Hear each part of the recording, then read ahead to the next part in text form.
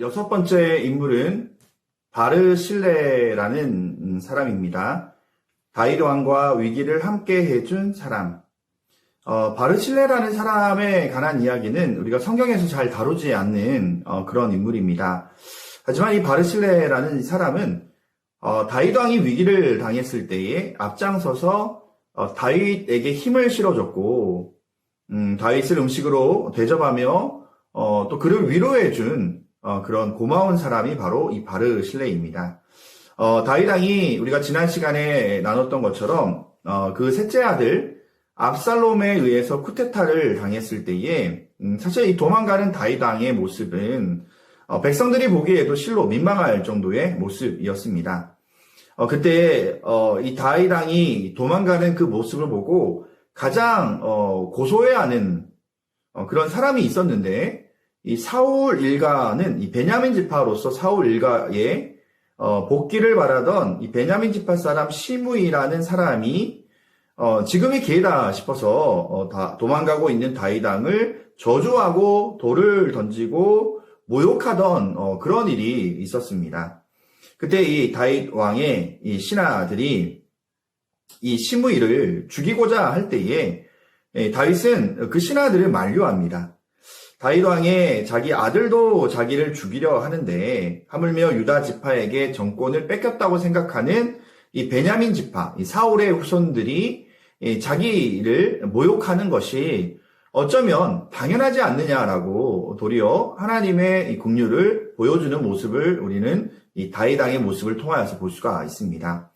이런 고난 가운데 가장 큰 어려움 가운데 그에게 큰 힘이 되어줬던 사람이 바르실레라는 사람인데 요단 동편 길르앗 사람 바르실레는 이 다윗 왕이 압살롬의 계속되는 추격을 피해 마하나임에 도착했을 때에 이 바르실레와 몇 사람이 다윗 일행을 극진히 대접하는 그리고 인정을 베풀어주는 모습을 우리가 이 성경을 통하여서 볼 수가 있습니다.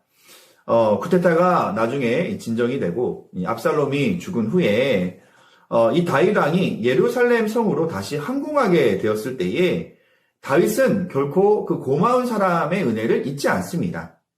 바르실레를 찾아가서 우리가 예루살렘에 함께 가서 얼마 남지 않은 노년의 시기를 친한 벗으로 함께 지내자고 요청하게 됩니다. 그러나 이 바르실레는 왕의 호의를 정중히 거절합니다. 바르실레가 왕을 도울 수 있었던 것은 오히려 바르실레에게는 큰 기쁨이었고 시골에 사는 노인인 자신이 왕을 만난다는 것, 그리고 왕을 옆에서 도울 수 있는 것만 해도 충분히 행복합니다라는 이야기를 하게 되었습니다. 단 한 가지 이 바르실레는 자신이 이미 늙었으니 대신 자신의 아들 김함이라는 사람을 데려가서 그 사람을 요긴하게 사용하면 감사하겠다라는 인사로 이들은 헤어지게 됩니다.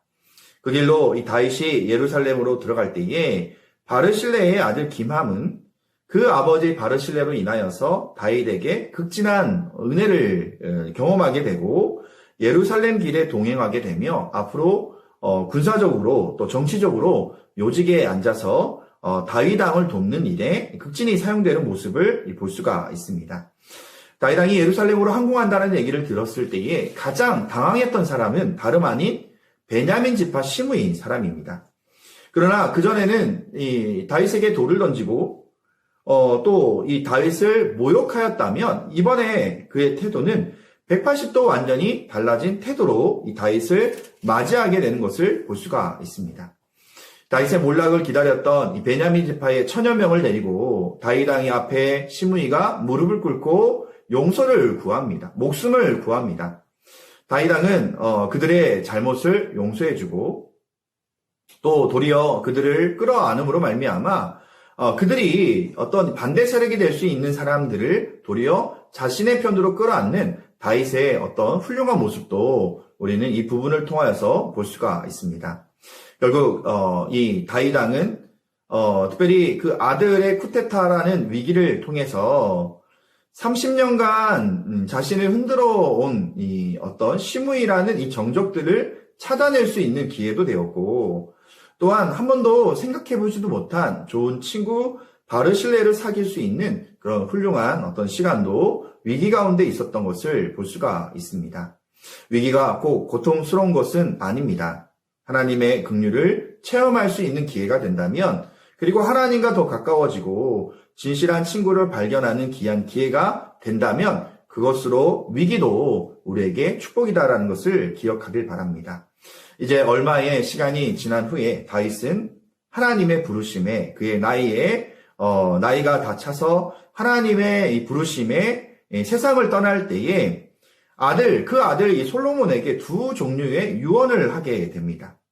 하나는 신앙적인 유언입니다. 이 신앙적인 유언은 너는 힘써 대장부가 되고 내 하나님 여호와의 명령을 지켜 그 길로 행하여 그 법률과 계명과 율례와 증거를 모세의 율법에 기록된 대로 지키라. 그리하면 내가 무엇을 하든지 어디로 가든지 형통할지라 라고 그렇게 유언을 합니다. 두 번째 유언은 바로 정치적인 유언입니다. 제2인자 자리에 있던 군대 장관 요압과 또 자기를 저주하였던 이 베냐민 지파 시므이를 조심하라는 것이 바로 이 솔로몬에게 전해줬던 이 정치적 유언이었습니다. 다윗은 그를 용서해줬지만 언제나 이 요압이라는 이 군대 장관과 또 베냐민 지파 시므이는 조금만 이 솔로몬이 어떤 어려움이 생겼을 때에 도리어 이 솔로몬을 힘들게 할 수 있다라는 경고를 다윗이 하게 되는 것을 볼 수가 있습니다. 또한 마지막으로 다윗 왕은 이 바르실레의 은혜를 꼭 갚을 것을 얘기를 합니다. 물론 바르실레가 나이가 많아서 그에게 은혜를 갚는 것은 힘들었지만 이 바르실레의 아들들에게 은혜를 갚음으로 말미암아 그에게 압살롬의 이 쿠데타로 인해서 도망가던 중 자신에게 은혜를 베풀었던 그 바르실레에 대해서 늘 고마워하고 또 마지막 유언을 통하여서 그때의 고마움에 대해서 계속해서 언급하고 있는 것을 볼 수가 있습니다. 우리가 어떤 사람이 위기를 당하면 우리가 앞장서서 그 위기 가운데 진실한 친구는 그들과 함께하는 것이 진정한 모습이다라는 것을 기억하면서 저희 성도들 가운데 위기 가운데 위기를 돕는 믿음의 사람들이 되기를 주님의 이름으로 축복합니다.